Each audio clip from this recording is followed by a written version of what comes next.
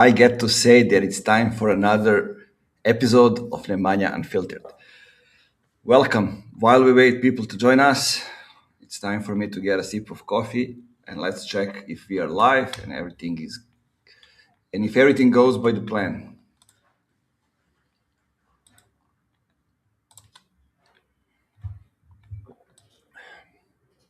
End of the working day, just the right time to do a LinkedIn live.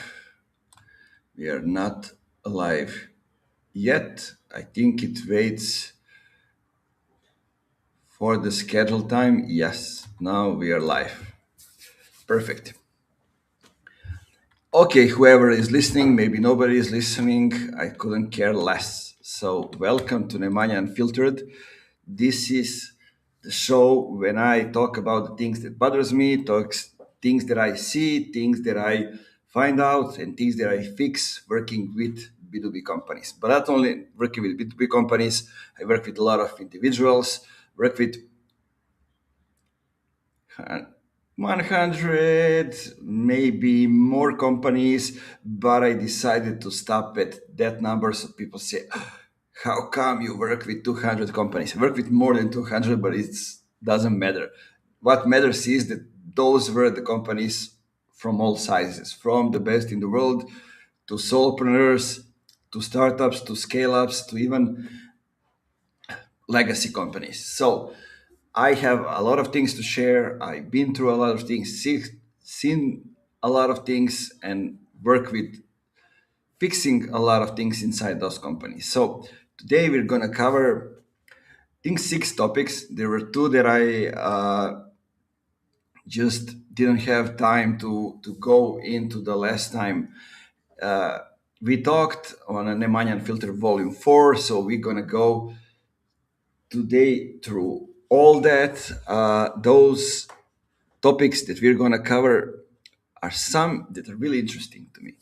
We're going to talk about thought leadership. We're going to talk about masterminds. Are they a scam or no? We're going to talk about discovery calls, if they are worth it or no. We're going to talk about why data driven marketing is an instinct, or is it an instinct? We're going to talk about case studies, why some of those are written just terribly, especially when we talk about tech companies, and why pilot projects works and when are the times when they don't work. Okay, so we have a lot of ground to cover. So let's start with the first one. You all heard about thought leadership. It's all over LinkedIn, but what does it mean? That's a good question, right? What does thought leadership mean? People say just content for LinkedIn. That's not thought leadership. People say content written by the CEOs or C-level people. That's not thought leadership content. Okay? From my perspective, thought leadership content is the content that gets new perspective on existing problems, situation, products, and whatnot. But let's get deeper. So, why most leaders are just loud and they are not thought leaders? Have you thought about that? I guess you did, because I did. So I guess you did too. Just looking at LinkedIn, what are people writing about? LinkedIn is full of thought leaders. They post every day. Huge followings, conference stages, podcast invites. And when you look at their actual businesses, it's underwhelming most of the times. They are great at talking about doing the things, but not great at actually doing the thing. That is the difference between thought leaders and thought performance. So let's go and let's try to define those two things. Thought leadership means that you have insights. It means that you are able to articulate those insights really well, and it means that you are able to build an audience. Thought performance, on the other hand, means that you are actually doing the thing at a high level, building, shipping, iterating, real results. Most people who call themselves thought leaders, they are just performance in communication, right? Everybody can communicate these days, but not everybody can be performance in execution. Not everybody can execute. So they have figured out how to build an audience by saying smart sounding things. On the other hand, they haven't figured out how to build a business by doing the hard things. So today with AI, we have a lot of folks who have just pick up the post from, I don't know, like 10 influencers on LinkedIn or 10 people that they admire. They gave it to Claude, and now they have the content that they can post with the right keywords, with the right buzzwords, with the right hooks to actually get the followers and the audience. Let's look at two profiles of those two things. On one hand, we have thought leader on GTM strategy, go to market strategy. Okay, they post daily, they have frameworks, they have 50K followers, they have 500K dollars consulting practice, but they have never built a sales team. Okay. On the other hand, we have dot performer on go-to-market strategy. So they post occasionally when they have something worth sharing. They have 5K followers. They have built three different go-to-market motions from 0 to 10 millions. So think about it. Who would you rather learn from? One that is a coach, consultant, and can teach others, and the other one who has actually built a business. The algorithm doesn't know if you're actually building anything. Let's make that clear. It just knows that you're engaging, you're posting, you're getting likes. So the people who are great in content, but on the other hand are mediocre at executing, they get amplified. And the people who are great in execution, but they don't prioritize content, they get ignored. And in this setup, the experts with the biggest platforms are often not the people with the best results. So, how to spot a difference? And does it matter? Thought leaders, they talk in frameworks. Usually, that's how it happens. Here's how you should think about X. Generic advice, no specific examples from their own work. Credentials, they come from the audience size. So I have 50K followers. Good for you, man. Thought performance, they talk in specifics. Here is exactly what we tried. Here's what happens then. Advice are rooted in their own experience. So numbers, outcomes, credentials, they come from thinking from the things that they have built. Try to actually find out who are the first ones, who are the second ones. Ask them about failures. Thought leaders, they talk about failure philosophically. Failure is a part of growth, blah, blah, blah bullshit. Thought performers, they tell you about specific things that didn't work, what they learned and what they did differently. So real operators, they have battle scars. Thought leaders, they have, I don't know, like platitudes. Thought leadership without thought performance is actually just grifting. You're selling advice based on your ability to articulate, not based on your ability to execute. You're building a personal brand on the back of frameworks you learn from other people's case studies. And it can work up until some level. People buy it because they cannot tell the difference between someone who knows how to talk about doing something and someone who knows how to actually do it. Let's talk about some real examples. I know somebody with 100K LinkedIn followers, go to market expert, speaks at events, charges 25K for workshops. But the guy has never built a sales team. He never closed a deal over 50K. He never scaled the company past 1 million. Their expertise comes from reading other people's content, then synthesizing it, and then posting about it consistently. Okay? So they are actually great at content, but they are terrible at execution. The thing is, nobody checks because audience size create the illusion of expertise. Compare that to people I know who have built $20 million revenue businesses, scale teams to 100 plus people. Usually they have around 5K followers because they are busy executing, not performing on LinkedIn. Sure, there's a middle size. I think I'm in the middle size, but okay, let's talk about extremes. So my personal check, I'm usually in the transition, right? Um, you can say I'm a thought performer who's building a thought leadership platform. And I've done the work, but I also have to be careful not to become the thing I'm criticizing, okay? That's now the main thing. My rule is I only share things I'm actively doing. So if I haven't tried it in the last 6 months with a real client, I don't talk about it. That's the line. So the thing is, are you a thought leader or a thought performer? If you are spending more time creating content than actually doing the work, well, you're drifting into performance without substance. The thing is that the world we live in needs more thought performance, not thought leaders. It needs more people who are exceptional and do it hard things and occasionally sharing what they've learned. What do you think about it? It's a good topic to talk about, right? It's something worth going even deeper than this. Interesting topic. Okay, the other one is something that I'm seeing a lot of times, especially on LinkedIn, but also on Instagram. And these days, I'm also seeing it on Twitter with AI, with all these things. But before we get into that, coffee.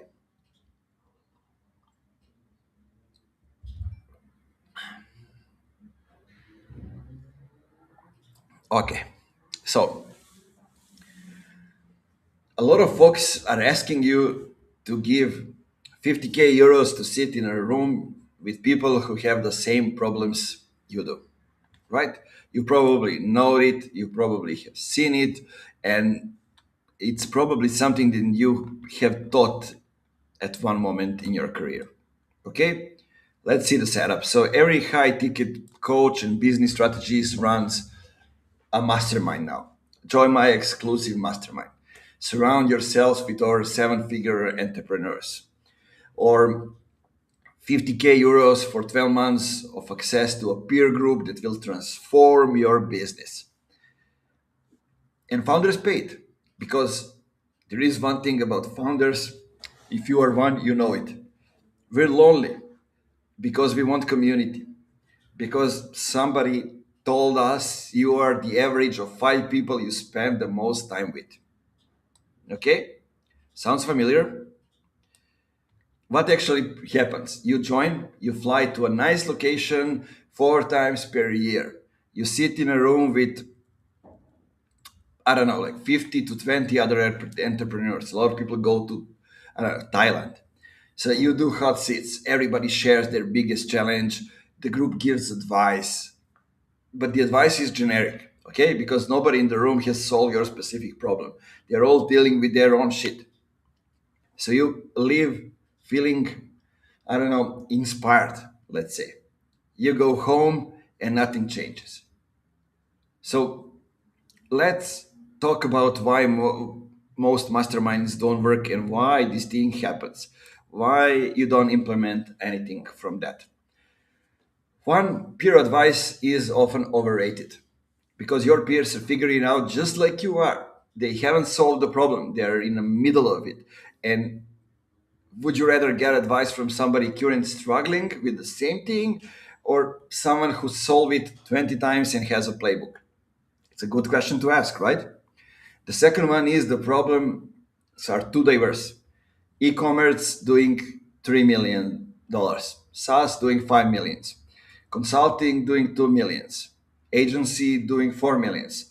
These businesses all have almost nothing in common. Okay, e-commerce, SaaS, consulting, agency.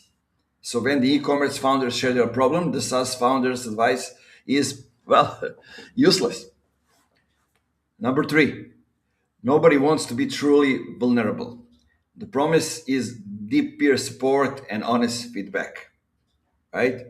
Deep peer support and honest feedback. The reality is everybody is positioning. Everyone's sharing their wins. Nobody admits how messy their business actually is. I bet this third one sounds extremely familiar. The thing is, the value is actual networking. It's not learning. That's number four. What people really get is connections. But you could get that from three conferences a year for, I don't know, 5K total, right? The value is actually networking. But is it worth the money? That's a good question. The organizer makes all the money. That's number five. 20 members, $50K per member, 1 million per year. So what's the job of the organizer? Facilitate 4 meetings per year. Send some emails, create a Slack channel. You're paying to be in the room with people who are paying to be in the room with you. Kind of like the circle that never ends, right? Always interesting. Here's what actually works instead and what we can do.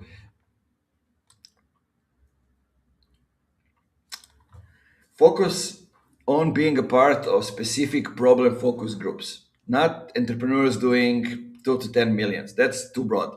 So B2B SaaS founders scaling from 5 millions to 12 millions in an enterprise. Now everyone in the room is solving the same problems. Okay? Sounds different, right?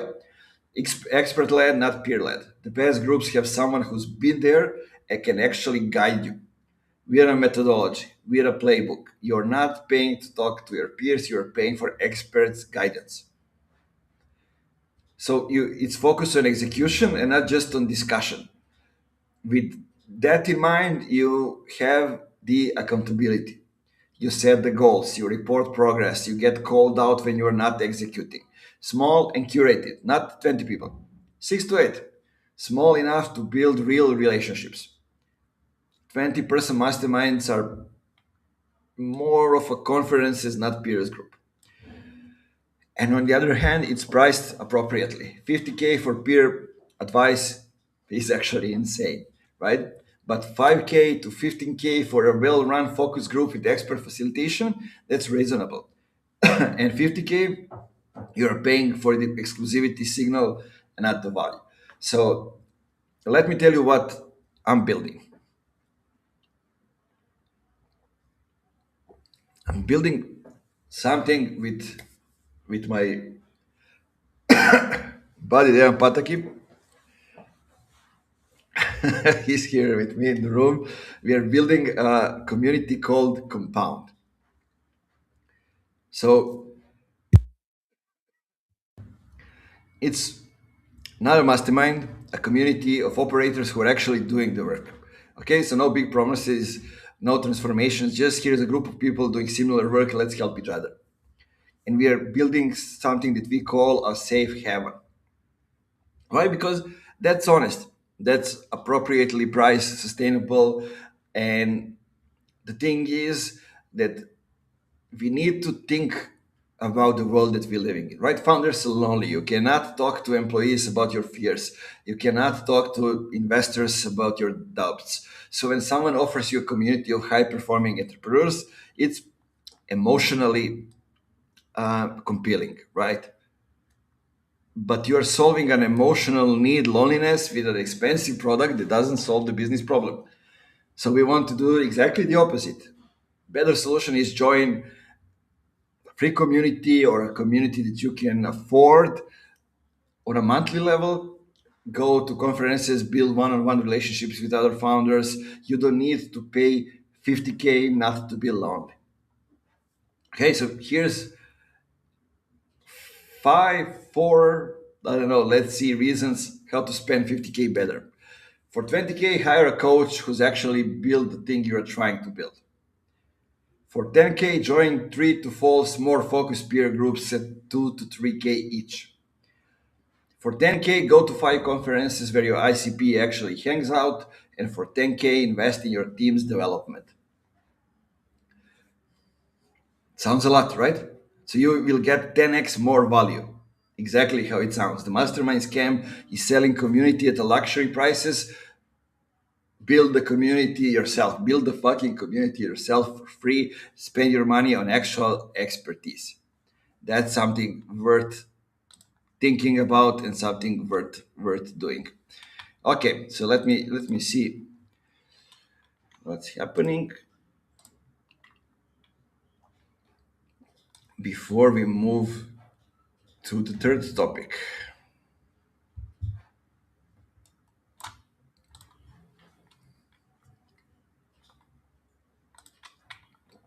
The third one is actually more interesting than the first two. Let's talk about why most sales calls are just mutual time wasting with the slides most of the times. Okay, so you imagine the situation: you booked the call, they showed up, you have 60 minutes on the calendar. In my experience, it's usually 30, but let's go with 60. So a deck is prepared, maybe a Calendly confirmation with five reminder emails, and at the end of the call, both of you know it went nowhere, right? It's sad, but that's the reality. Nobody said it out loud. That's why you don't know exactly, right? You can just imagine. That's the discovery called theater, a performance both sides agreed to put on. They agreed to put the performance on instead of having an actual conversation. So, what the theater looks like? It starts with a seller doing 20 minutes company intro. Are you okay with us talking about what we do and then you can talk about yourself? Sure. Nobody asked for it, but sure. The prospect is sitting there thinking, I can read your website, man. Why are you telling me all that is on the website in your presentation? Right? Then comes the discovery, which is actually just a list of qualification questions you're going through mechanically. What's your budget? What's your timeline? Who else is involved in the decision? You are not discovering anything. You're filling out a CRM form out loud. Then a demo pitch or that has nothing to do with what the prospects actually said. Okay? Because you're not listening. You were waiting for your turn to talk, right? And it ends with, I'll send you a proposal, which both of you know will probably be ignored. So the thing is, sellers are trained to control the call. They're they are taught a process. So they follow the process. They hit the talking point, they feel productive because they run the call. But control is not the same as value. Okay? You control the call and the prospect learn nothing new. They didn't feel heard. They didn't get a new way to think about their problem. So why would they buy? Good question to ask. It's not the real purpose of a discovery call is not to present, it's not to qualify, it is to make the prospect think differently about their problems. If someone gets off the call with you and thinks, hmm, okay, let's see, I haven't thought about it that way before, you've done your job. Because now you're not a vendor, you're somebody who understands their role better than the most people they talk to. Okay, that's what create deals. It's not the slides, it's not the proposal, it's not a follow-up sequence. The moment in the conversation where you said something that reframe how they use the problem, those are the things that matters. So let's rethink how discovery calls look like. Okay, you ask one question and then you actually listen for 5 minutes. Sounds totally different than what we just went through, right? Not interesting. So what I hear you're saying is then pivot to your pitch. Actually sit with what they said, ask a follow-up that goes even deeper. You share something from your experience that is directly relevant. And you do it not to show off, right? It doesn't matter. You don't need to say every client you work with, anything you have done. It is because it helps them. So we saw something similar with a client in this space, and the root cause was actually, I don't know, like X, not ipsilon. It's worth more than any desk. You tell them what you cannot help with. Counterintuitive, but the fastest way to build trust is to be honest about your limits. Think about it. If you are not the right fit, say so. Why are you wasting time for the both sides. Your reputation survives that. It doesn't survive overselling. So you end up with a clear next step. Not, sure, man, I'll send you something over, but a specific mutual commitment. Either they're interested enough to continue or they're not. Find out now those things.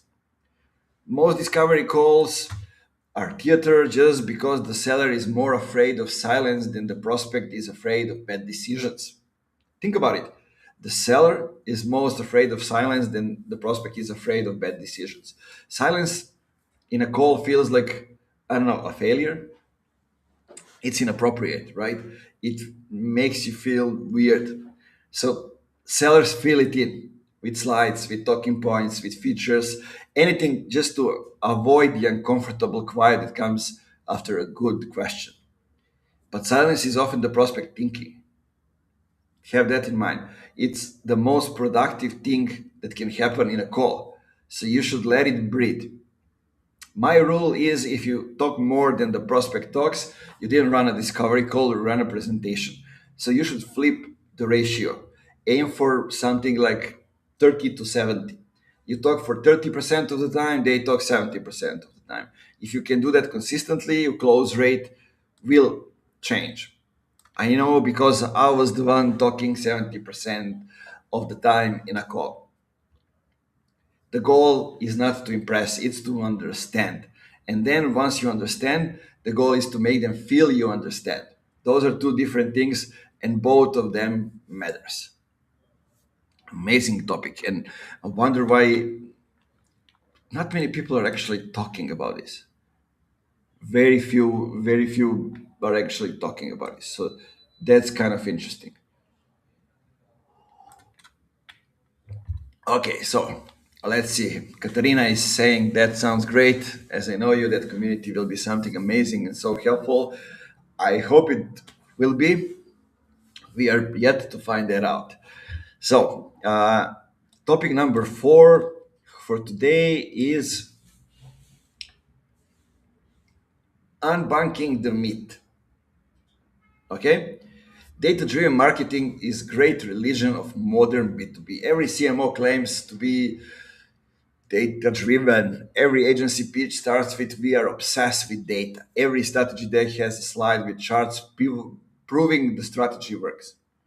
And underneath it all, when you remove the dust and when you dig deeper, you see that someone is making gut decisions and then finding data to back them up.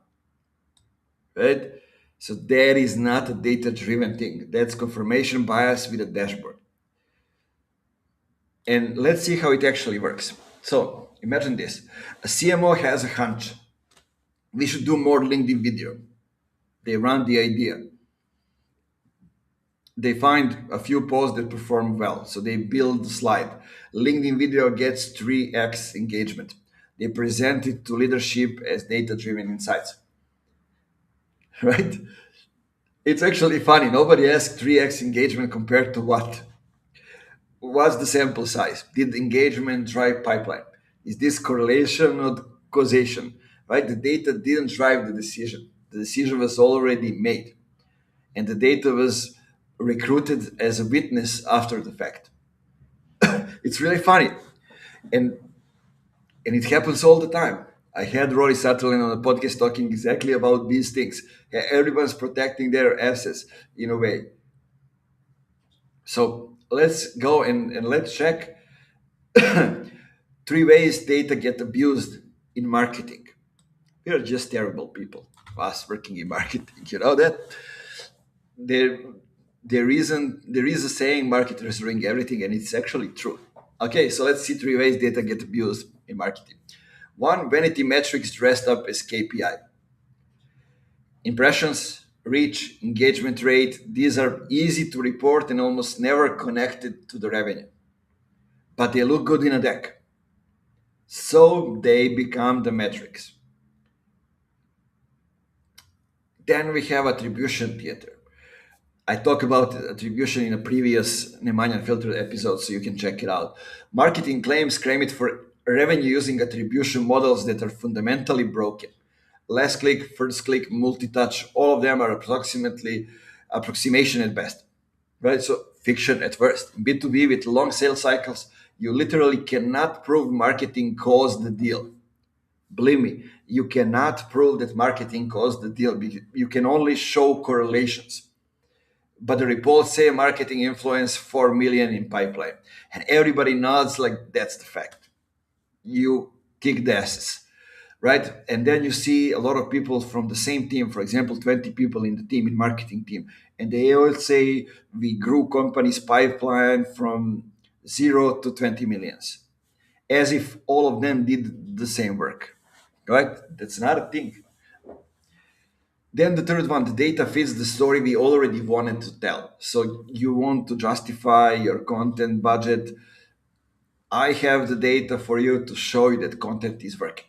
You want to hire more SDRs? Here's the data showing outbound is working. The analysis starts from the conclusion and works backwards. So that's not the analysis, that's just advocacy for something that you want to do. So you find the data to justify that.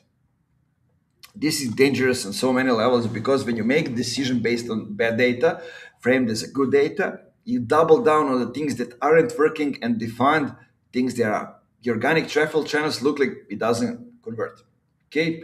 Who does organic? Organic doesn't bring the revenue, doesn't bring the client subscribers. So you cut the SEO budget.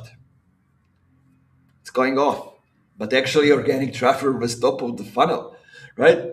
When your potential clients were getting the first touch with your brand. So those visitors came back as direct traffic 3 months later and converted. The data just couldn't see that. And you made a decision that hurt your business because you trusted a metric that was measuring the wrong fucking thing.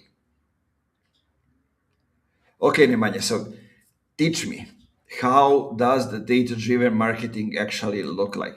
It starts with a question and not with creating a dashboard. Why are we losing enterprise deal in the final stage, for example? That's the real question, okay? Now find data that actually answer it, not data that makes you feel good. It means being willing to find out you are wrong. If you are only looking for confirmation, you are not doing analysis, you are doing PR for your own strategy. So it means acknowledging what you cannot measure. And most of the biggest decisions comes from the things that you cannot measure. Long sales cycles, brand influence, relationship quality, word of mouth, these things drive B2B revenue massively, but they don't show up cleanly in a dashboard. A truly data driven marketer says, here's what the data shows, here's what it cannot see, and here's my judgment on the rest. Okay? So you gave them all three things. Every good marketer uses a combination of data, experience, and the judgment. So that's how it should work. The problem is pretending that the judgment isn't there. It's always there. We are always judging. So hiding behind the data says, when really I think that would be more accurate and more honest. So say it out loud. Based on the data we have, plus my experience in this space, my judgment is that we should do X. That's the real statement. Own it. Own it. Data driven marketing that's actually good is rare. Most of it is just confidence with, I don't know, with better looking slides. So think about these things. Okay, two more topics left. I hope you are having fun as I am. End of the working day, hopefully. But let's see. So recently with my buddy Marco Cvic, we were analyzing the things that are called case studies for the company we were analyzing and helping with consulting. So they didn't have good case studies, and it happens with a lot of companies. The thing is, you need to think from the customer's perspective, from the client perspective, not from your own. A lot of companies are just building those things to post them on a website and make it as simple as possible, not to get involved with their clients as much as possible, as it as they need to get actually the quality data in it. So let's see why your proof points convinced nobody except for your own team. Maybe not even your own team, I would argue, depending how big is the company. If somebody from the team didn't work in this specific project, maybe you won't convince them either. The problem nobody admits is that every B2B company has case studies, and they took months to produce. So legal approved them, design made them beautiful, sales sent them to every prospect. But actually, nobody reads those bullshit things. Or more precisely, the people who read them, I always almost sold. The people who aren't sold, they just don't care. Case studies are written to convince, which means that they're not written to be believed. Okay? Kind of funny. Prospect knows the case study is marketing. They know you selected the best outcome. They know the client quote was approved by 7 people and says nothing real. They know the numbers were chosen to look impressive for the companies like them. Okay? So when they read 300% increase in pipeline, they don't think, oh man, impressive. They think what the real number is. And is my situation anything like theirs? Right? So classic case study format is the one everybody knows. Problem, solution, result. It's tidy, it's clean, it's completely unconvincing. Because real buying decisions aren't made on a problem, solution, results logic. They are made on, do I trust these people? Do they understand my specific situation? Have they seen this exact problem before? The standard case study answers none of those questions. It tells a sanitized success story that could have happened anywhere to anyone. So, Nemanja, what prospects actually want to know? What went wrong during the engagement? The first thing they want to know. Every project has moments of failure, pivots, unexpected problems. Those are the moments that reveal whether you know what you are doing. What would you do differently? This question proves you're reflective, not just promotional. What kind of company is not a good fit for this? If you can tell me who you should work with, I trust you more about who you should work with, right? If you tell me this is not the right fit for us and this is the right fit for us, I will trust you more. So, what did the client actually think? Not the quote, you got approved. That's a good one. A real conversation is worth more than a polished testimonials. So, the real case studies are specific to a point of being almost niche. Not we helped a B2B SaaS company grow pipeline, but we helped a 60-person Series B company with a 9-month enterprise sales cycle reconstructure their ICP definition because they were selling to the wrong segment for 18 months. Now we are talking. That level of specificity does two things. One, it immediately resonates with the right prospect. They see themselves in it, okay? And the second one filters out the wrong prospects. So people who aren't in that exact situation. So it rejects the wrong prospects and it attracts the right one. Most companies write case studies that try to appeal to everybody, which means they appeal to no one, right?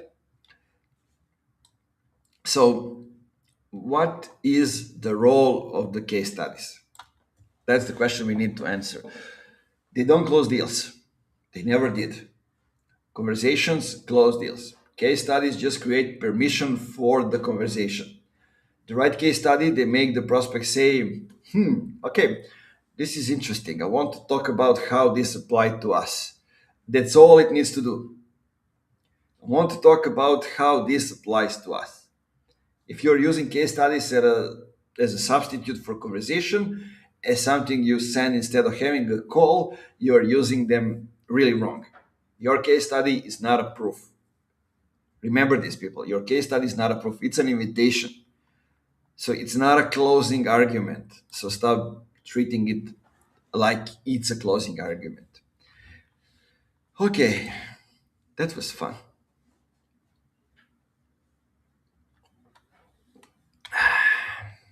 Let's see. We have a comment here.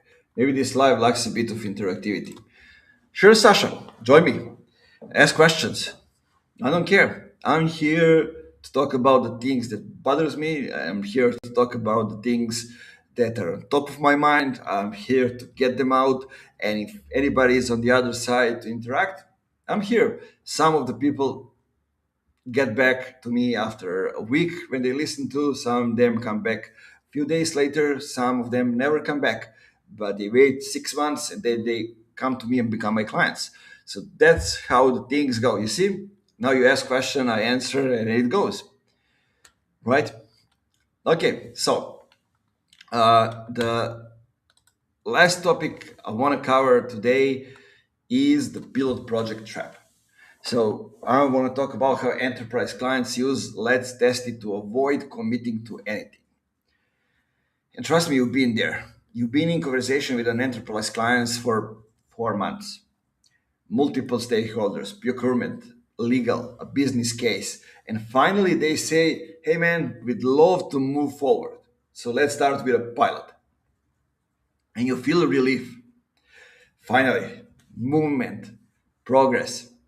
But you've entered the project trap.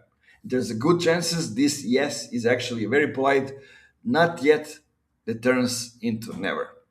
So let's see and let's talk about what the pilot is doing. For the vendor, a pilot feels like a front in the door.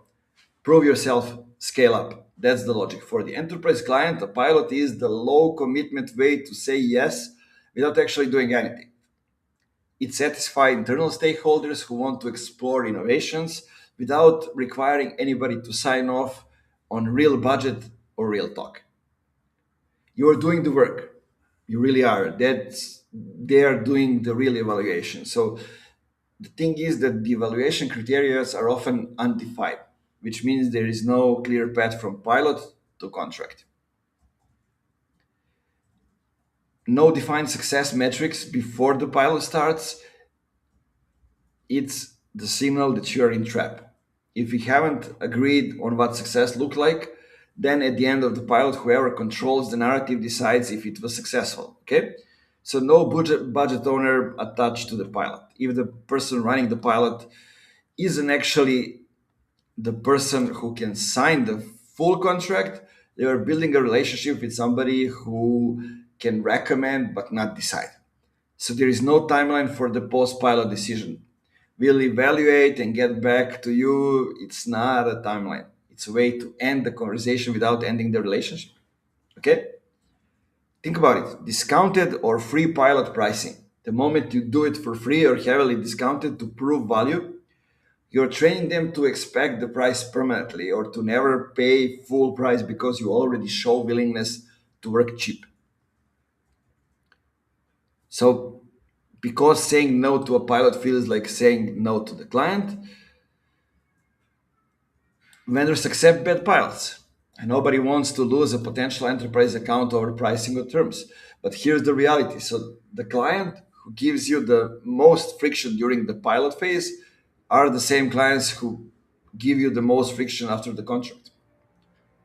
Think the pilot is a preview of a relationship. And the client who won't define success metrics before the pilot starts, they won't define them after the pilot ends either. So a client who wants everything free in the pilot will squeeze margins into the contract. So here's something you should think when you think about how to run a pilot that actually works. So define exit criteria before you start. The pilot will be considered successful if X, epsilon, Z are achieved within 90 days. So get this in written. So not just a handshake or just, like verdict written. Attach the real budget to the pilot. Even if it's small, there should be a real commercial agreement. Free work signals that the full engagement will also be up for negotiation. Okay? Include a conversion clause. Extremely important. The pilot agreement should include terms for how it converts to full engagement. So price, scope, timeline. If they are not willing to discuss this upfront, they are not serious about converting. So there is one example that I can tell you. So a company that I know how they works, they actually charge, I don't know, like 10K for a project, for a pilot project if it's successful. and it starts being a full engagement. So they give back 5K, which is kind of interesting, right? So set a decision date at the end of the 90-day pilot. We'll have a go, no go decision by date. And if they resist hits, that's information. Serious buyer can commit to a decision timeline. So the harder conversation is that sometimes the right move is to say we don't do pilots on these terms. And here's why, and here's what we propose instead. The conversation is, well, a little bit uncomfortable, but it does something valuable. It shows the client that you have the standards. It shows that you have been through enough of this to know what works and what doesn't. The client who respects that conversation are the clients worth having. Okay, the clients who walk away because you wouldn't give away free work, you didn't lose the deal, you avoided a bad one. So the pilot trap is enterprise sales version of scope creep. Right? Think about it. It starts small, feels reasonable, and ends with you doing significant work for uncertain return. So what you need to do is to protect your pipeline, structure the pilot, and don't even do it. That is what the point is. So yeah. Ah man, covered a lot of topics. So Ella, thanks a lot. Says good point on pricing. I mean, I usually try to talk from experience working with companies and share a lot of stuff that I'm working on these days. So all of the things that comes into these weekly conversations are the things that um, basically I'm solving or thinking through them, or some things that bothers me, whatever it is. Those are the things that I'm sharing with you. So feel free to propose the topic that so we can go and actually solve your let's to be more in, to make it more interactive, or you know just bear with me and go with me through these topics, and become a part of the conversation by adding comments. So that's how it works. And trust me, if you follow me on LinkedIn, I use small parts of these conversations and turn them into the text posts. So that's another way that we can communicate.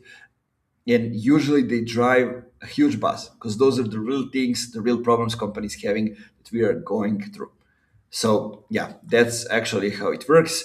I'm publishing this on Sunday evenings on YouTube as a premiere, and having them during the week as live stream recordings when I get to answer questions, to be here in LinkedIn Live. Maybe we have conversation. Maybe it's me talking to myself. I don't care. I'm here recording this because I have the need, the urge, the drive to share things. So that's it, guys. 6 topics, no filter and no bullshit.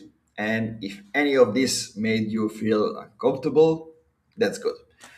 If you have anything to add, feel free to do it. If you have questions and maybe topics you want me to cover next time, by all means, go ahead and add it. All of that is true.